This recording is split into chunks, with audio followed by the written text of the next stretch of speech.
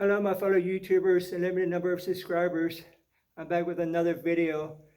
So I finally got to see the latest Spider-Man film, Brand New Day, and figured I'd do a video review since it's fresh in my mind. But hopefully you bear with me. I might have to consult my notes or my write-up if I lose my spot. But anyways, me and my brother went to Warehouse Cinemas on $7 Tuesdays, and it was packed. Theater was really packed, and we were lucky enough to get 2 tickets before they sold out. We were in theater 1, and that was the 12 o'clock showing, and the theater 2 had a 12:30 showing, and that was filling up pretty fast too. But But yeah, I don't think Sony and Marvel expected it to do such big numbers, but it obviously crushed the box office and actually beat out Avengers Endgame for domestic gross for the opening weekend, which Spider-Man made 360, just beating out Avengers Endgame. I think Avengers Endgame they said made like 357 or something like that. But although Avengers Endgame still has the international record at like 1.2 billion, but Spider-Man didn't play in all territories because of what's been going on in the world and stuff like that. But and the other thing was it didn't play in IMAX either, although IMAX is reversing course because the Brand New Day hit so big, and because they had that deal with you might know they had that deal with Nolan where they were only playing the Odyssey in their theaters for like for the first month or so because he's such an auteur. But they saw how good Brand New Day was, and they're like, man, we gotta put this film in IMAX. Even though I don't think it was shot in IMAX, although it was shot in Screen X, though. But anyways, it broke out numerous other records, but I won't dive into much of that. You can read that online or whatever, like I did. But the other thing is,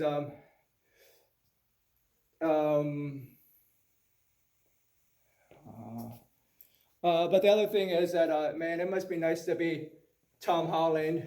I mean, he's he's on top of the world. Like he can command a big payday now with how big this film did, and then he was in the 2 biggest blockbusters of the summer and 2 biggest movies of the year. This obviously Brand New Day, and he was in the Odyssey, and he always says he wants to hang up the webs, but like I said, man, money talks. If he can, like I said, he can command a huger, bigger payday with how good this movie obviously did, and just goes to show the popularity of Spider-Man, the character in general. He's definitely the top dog. He's definitely the most popular superhero right now, above, I guess you would say Batman and Superman's like number 2 and 3 right beneath Spider-Man, but definitely Spider-Man is the biggest superhero right now.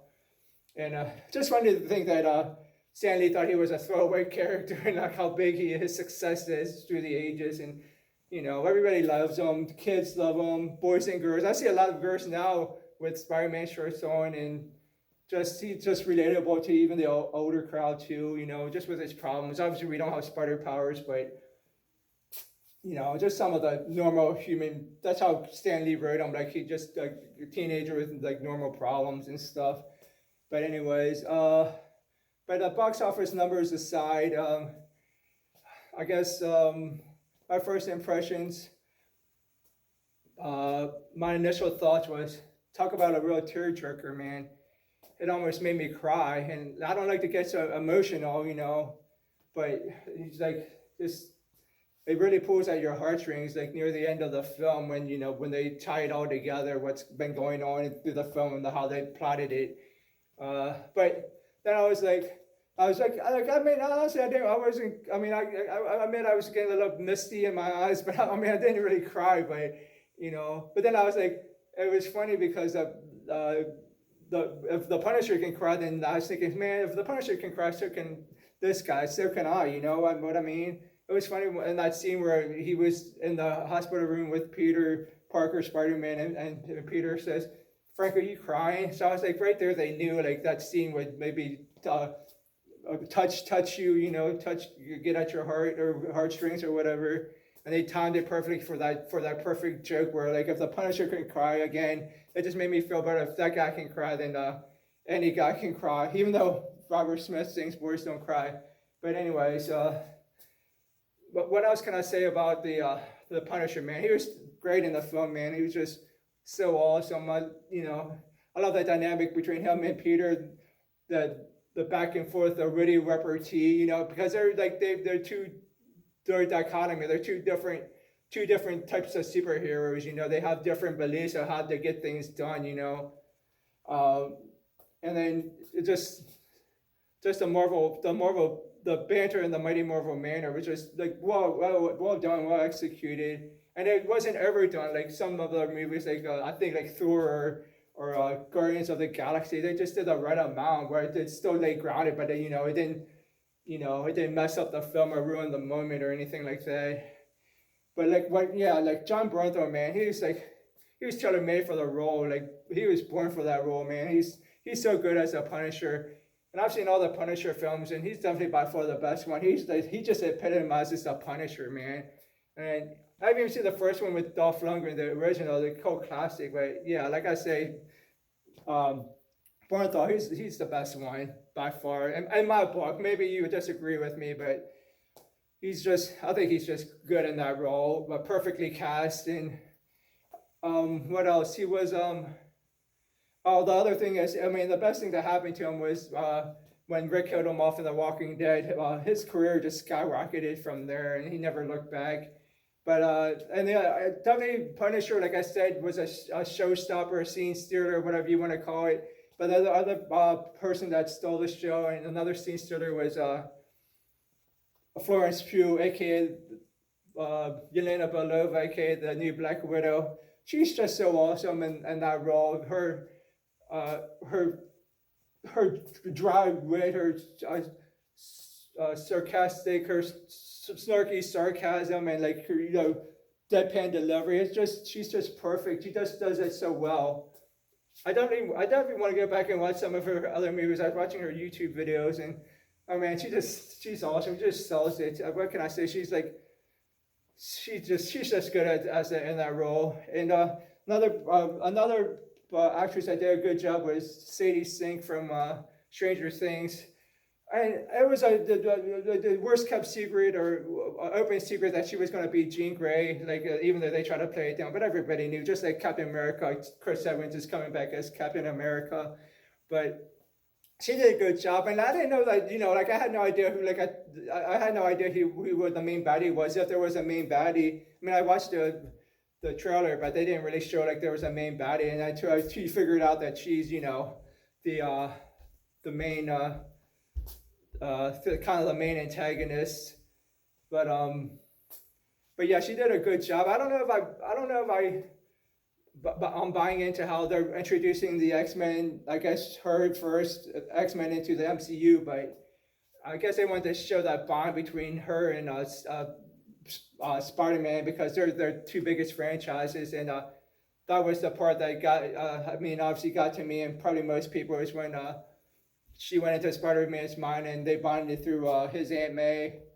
So, but at the same time, and it was kind of a redemption arc for her. But at the same time, can you really forgive her for all the bad she did? Because it didn't seem like she had a moral compass, or she was morally, compromised or whatever.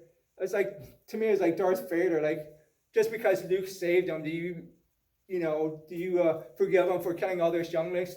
Granted, she wasn't as bad as Darth Vader, but I mean, she did sell that. I don't think she cared if people died, or maybe people got hurt, but that's just one thing. Like I said, but we'll see what they do with that, how they go with that, and stuff like that.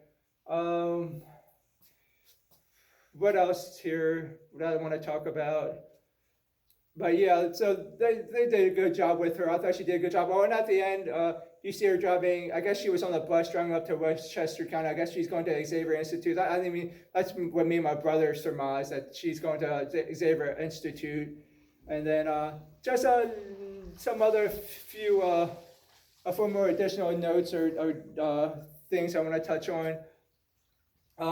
Obviously, the visuals cinematography and visuals were great. It's well shot, and you can just. I mean, if it's like, I mean, it's a big budget movie. I mean, they're going to be able to afford the best AI and CGI and make the special effects really great, and you just believe that the guy can just swing around New York City on webs, and just looks so real and stuff, authentic, and makes you wish you could do that. But yeah, it's just like awesome when he's just falls down and he just falls straight down and just like swings away. It just like, man, you're like thinking, man, I wish I could do that as you're watching the film, but like obviously we can't do that because we don't have spider powers or we don't have superpowers or whatever.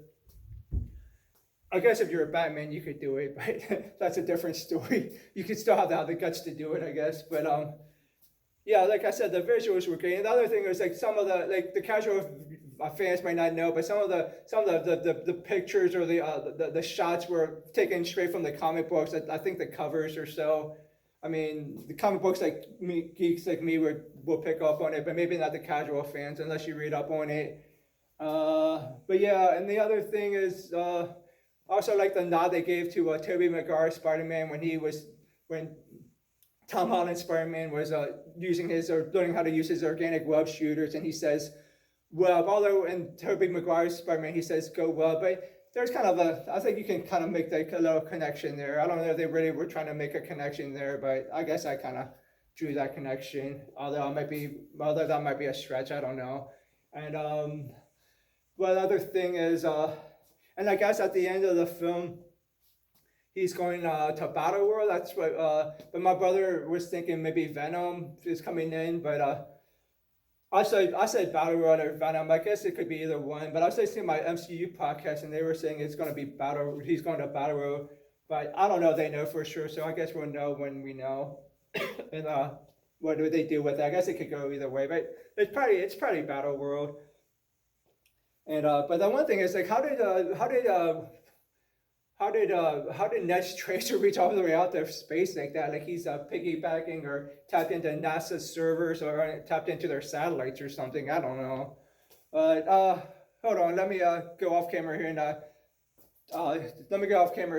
check my write up and see if I missed anything I want to add. But I think I pretty much covered it. Hold on. I gotta pull it up here. My tablet's so slow. It's an old Fire tablet. But I think I covered most of it. What I wanted to say about the film, other than yeah, but I think I covered most of what I wanted to say about the film. I guess I can always do another follow-up video if I think of anything else. But oh yeah, you can see I'm decked out in my Spider-Man gear. My hoodie and my shirt, great merch, and that's what I wore to the show, to the movie. So I would definitely see it again, but it all depends if I can find somebody to go or something. Maybe go see it by myself. But yeah, I think I covered everything I wanted to say about the film, and I guess that's all. But like I said, I'm not a professional YouTuber, so I don't know if they people just talk or they have teleprompters. I don't know, like whatever. But maybe next time I can add graphics because for my videos. But I need more subscribers to do that, I guess. But I guess that's all for now. I'll see you in the next one.